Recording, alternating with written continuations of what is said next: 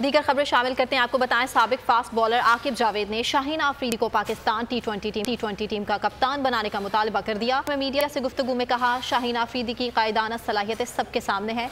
पाकिस्तान को शाहीन आफरीदी की तरह जारी मिजाज कप्तान की ज़रूरत है। PSL में कोई भी टीम लगातार टाइटल नहीं जीत सकी है, लेकिन शाहीन की कप्तानी में लाहौर कलंदर्स ने ये करके दिखाया है। शादाब और बाबर आजम की कप्तानी में कौमी टीम जारे मिजाज अंदाज में नहीं खेल रही। तो नजर आ रहा है सामने लिखा हुआ है जुल्म मिटने के लिए।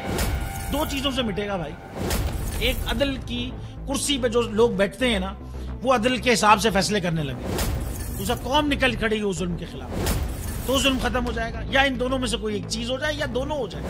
अगर 420 का मुकदमा था, उस वक्त अदलिया में जो लोग बैठे हुए केस देख रहे थे, वो पूछते ना यार चीट हुआ कौन है। जब उनको दिखता कोई चीट नहीं हुआ, केस खत्म कर देते। तो जालिम जुल्म कर ही नहीं पाता। 9 जजेस ने नोट बिफोर किया मेरे केस को यार, 1.5 साल चला।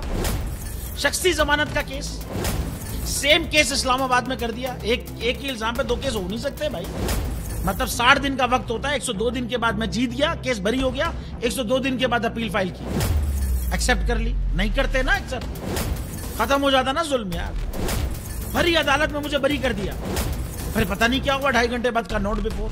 मैं नहीं सुनता ये केस, खड़े रहते अपने फैसले पे, मिट जाता जुल्म। अल्लाह ताला ने बिठाया इन कुर्सियों पे इनको यार, ये अल्लाह ताला की तरफ से फैसले करने हैं। तो या तो ये फैसले आएंगे, जुल्म मिट जाएगा, या कौम खड़ी हो जाएगी जुल्म के खिलाफ।